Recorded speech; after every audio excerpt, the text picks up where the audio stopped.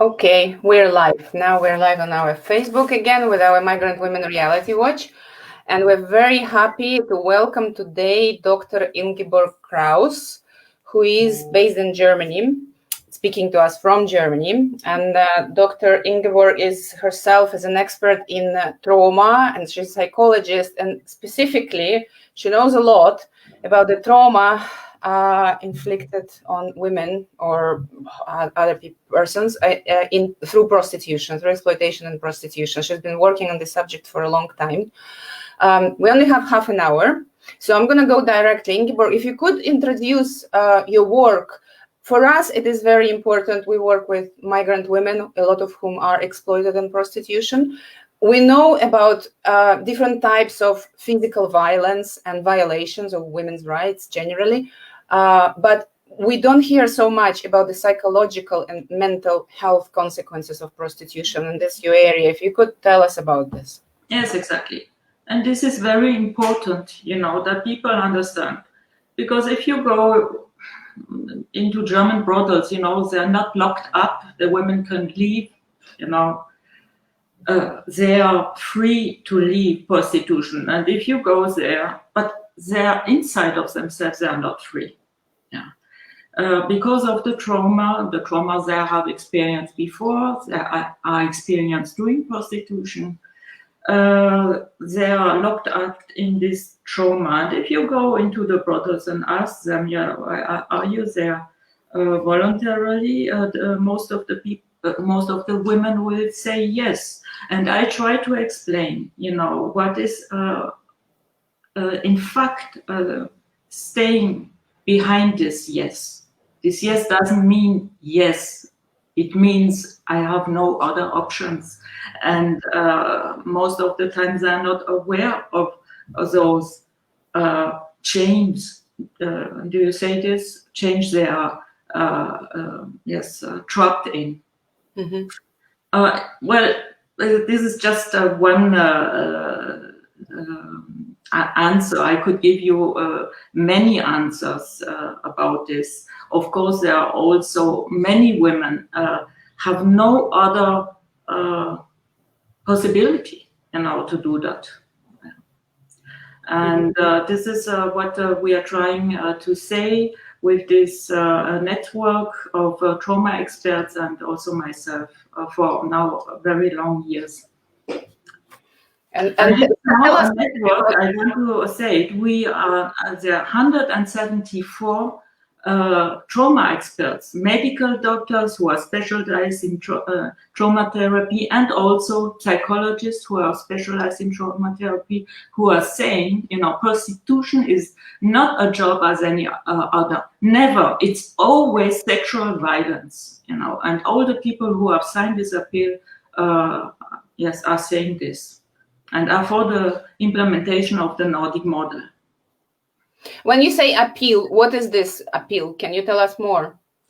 Yes, it's an appeal. It's a statement, where we say prostitution is always violence, and it's degrading women. It's against equality of women. It's against human dignity, and we want, the Nordic model. This is the appeal. And I wrote it 6 years ago, and today 170 experts. That's why I'm saying this network. We are scientists. It's a network of scientists from the medical and therapeutical context who want the Nordic model. Because so far, who were the politicians listening to? Yeah, they were listening to the pimps, to the traffickers, and to those who were doing a lot of profit out of the exploitation of the women. They were listening to them, and we are saying, start listening to the scientists. Mm-hmm. Mm-hmm. And as a scientist with your network, what are the patterns, or what, let's say, if there is a woman and she is in a brothel for 5 years, for example, or I don't know, for 10 years, or even for 3 or 2 years, what are the psychological consequences or other consequences, but specifically from the perspective of mental health? What do you observe as a scientist, as a specialist in this area? You know, we noticed for years and years, for over 1,000 years, of course. But now, when we look at the newspapers in the last 20 years, you can notice a banalization of the harm in prostitution. The harm starts with the first sex buyer. You know, people always says, yes, perhaps, you know, you are not capable to do this job. I'm serious. They're talking like this in Germany.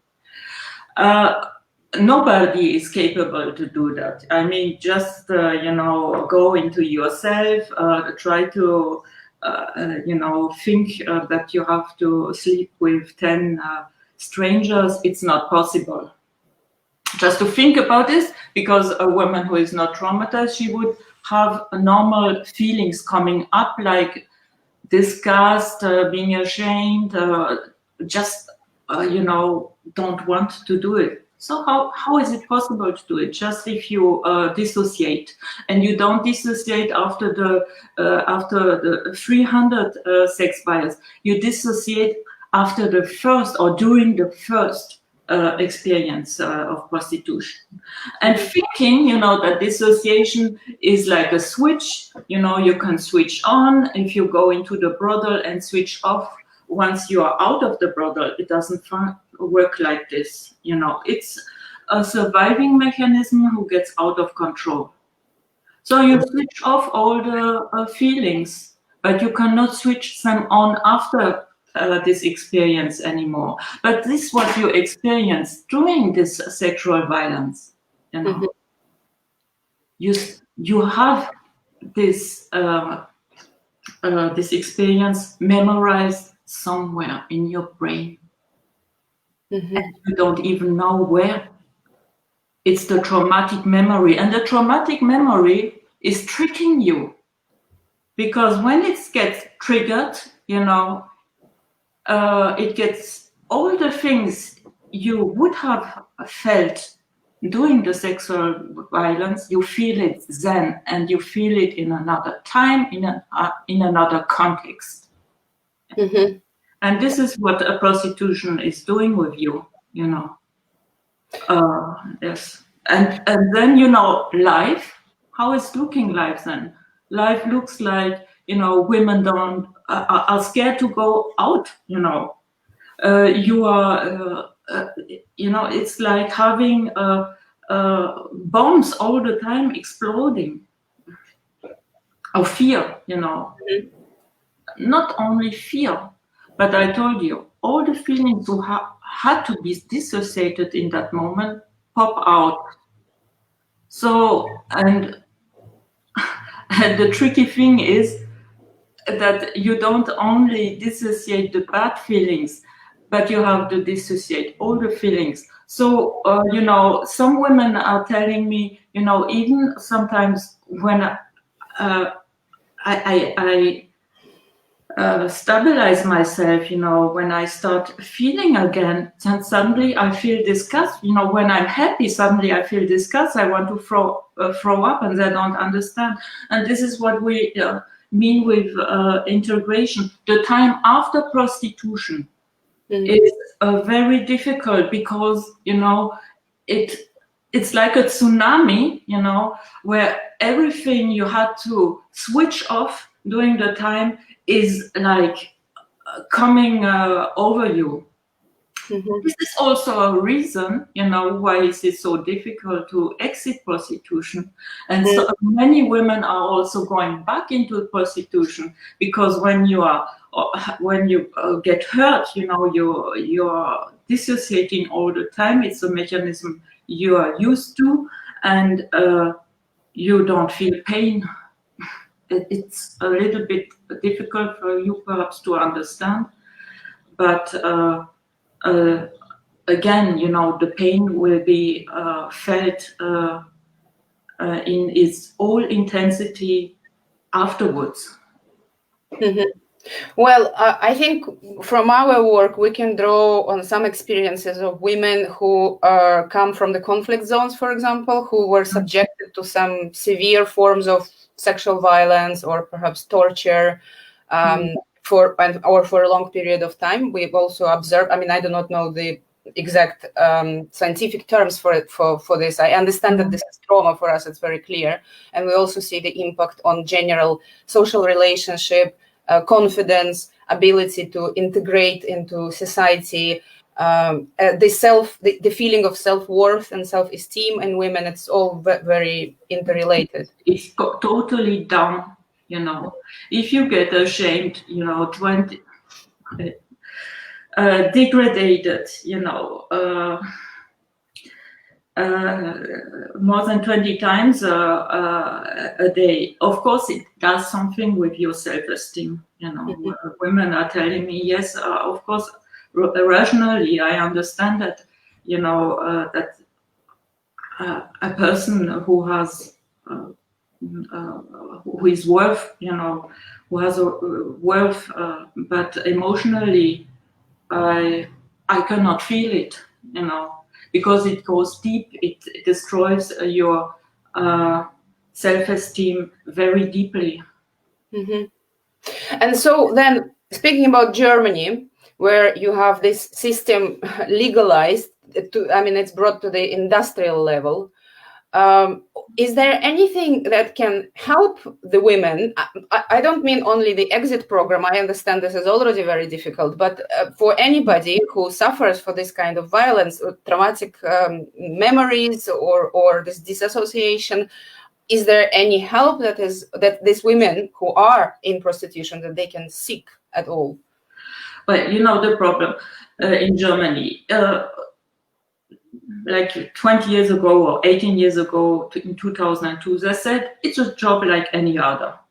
So, of course, if it's a job as any other, you treat it like being a lawyer or, I don't know what, a cook or,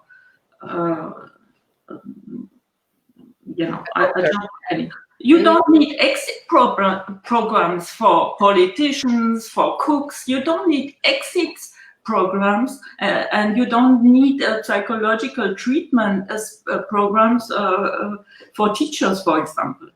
So we haven't set up, neither a health system for women in prostitution and neither exit programs. There are well, from the state level, they are not existing. There are NGOs who are doing this, but they're really struggling because they don't get any financial support from the state. So we have a lot of organizations that are supported by the state, nearly in every big town. Also in my town, you have two state-financed organizations, but they're not helping with exit and they're not helping with mental health issues. They were just like distributing condoms or how do you say this? Just watching women in prostitution. And now with this crisis, now the politician can see the mistakes they have done, because from one day to the other, everything what we were telling for many, many years is visible, How is it visible now? First of all, 80% of the women went back. Suddenly, well, from one day to the other, all the brothels had to be closed. Every city managed it a little bit different in Germany, so I cannot say, if it went like this all over Germany, but all brothels had to close middle of March. And then suddenly, 80% of the women went back, like this. Or sent back by their pimps. So it was clear, that their not integrated here, and that they have been put there by pimps. Mm-hmm. The rest of the women, like 20% who or couldn't go back, or who stayed in Germany, most of them suddenly were, homeless. Mm-hmm. So it was visible that you don't get rich with prostitution. The very, very, very majority of women, like 99%, that don't get rich, it's an exploitation. I mean, if I don't earn money tomorrow, I'm not immediately on the street. They were immediately homeless. They didn't even have enough, to buy themselves food or something. Mm-hmm. So it became visible that, prostitution is exploitation. Mm-hmm. We actually heard some really gruesome stories from our members who work with women from Eastern Europe, from Moldavia, that there were even traffic jams on the road on some I don't know which cities exactly in Germany, but on the border with other states, when they were sending these women away, and that they were just putting them in the bus, and there were so many buses going out. And yeah, of course, these women had absolutely nothing. It's not like they came back with some savings. Exactly, and those who went back, they didn't go back with some saving. And also some women wanted to go back and they didn't even have enough money to buy the bus ticket. Yeah. So it became clear that prostitution is at least, financial exploitation of those women. This is clear, you cannot, the politician, if they say still, it's a job where women can earn their life, it's, it's denying the facts. But what happened with this whole idea that once you legalize it, you protect all the women, they were supposed to receive benefits, unemployment? It absolutely didn't work. It didn't work from the beginning on.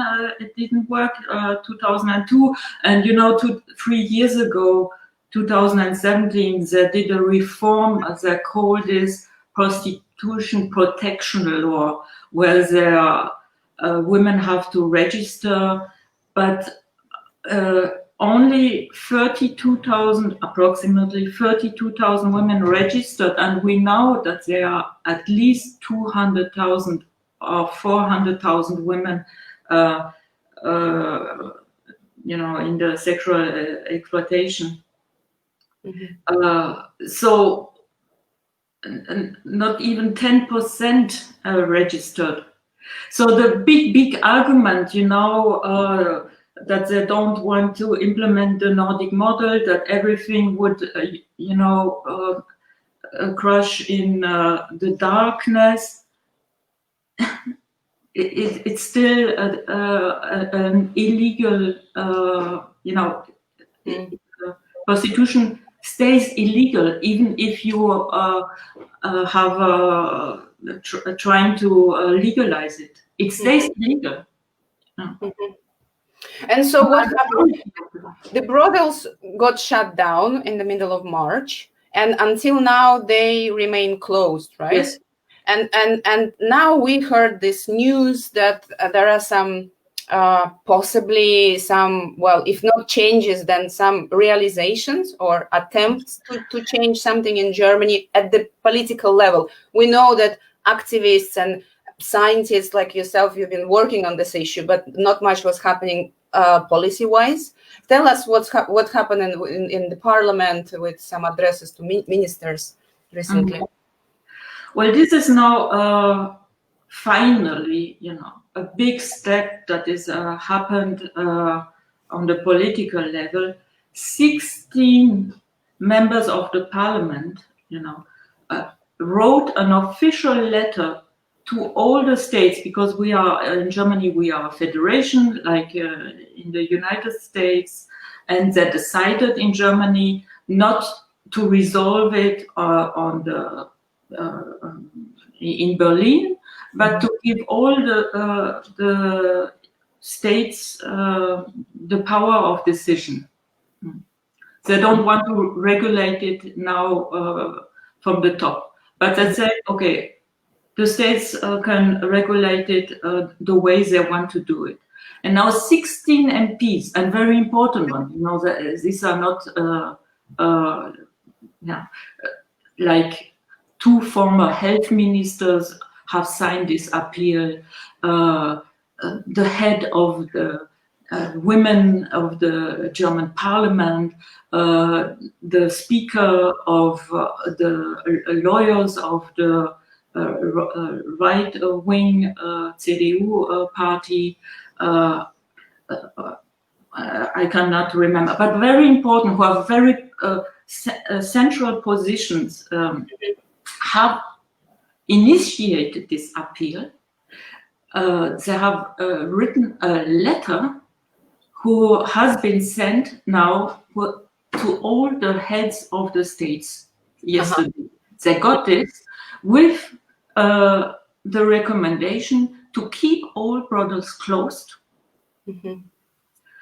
but not only during Corona, but forever, and to implement the Nordic models that said it, and to help women to exit, because now we see that prostitution is not something sustainable for the women to save, to earn money, but to give them, to help them to exit prostitution, and so that they can enter a job where they can earn their life sustainably. And they said everything we said for years. It's incredible. They said prostitution is against equality, and it's against a human's dignity, and that we have around Germany many countries who have implemented a model, a legal system who is modern. They said a modern way of treating prostitution. The Nordic model, they said that. Well, some of our viewers are asking if this copy of this letter that they sent is available anywhere. I still haven't seen it. Yes, but I just saw newspapers writing about and copying some sentences. Well, this is very, very encouraging development. But of course, we also know that this is a huge profit-making business, and a lot of people would be not as happy about it. And how do you foresee, for example, what do you think the reaction will be from the state, ministers or the heads of the states? And is there any difference between different states, how they approach it, like historically?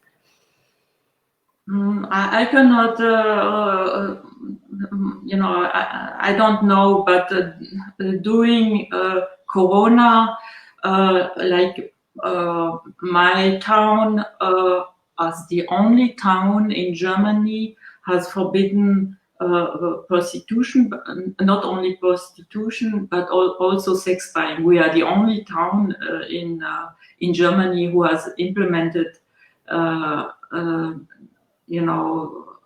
sex buying was forbidden, which is, crazy that we are the only town who has done this.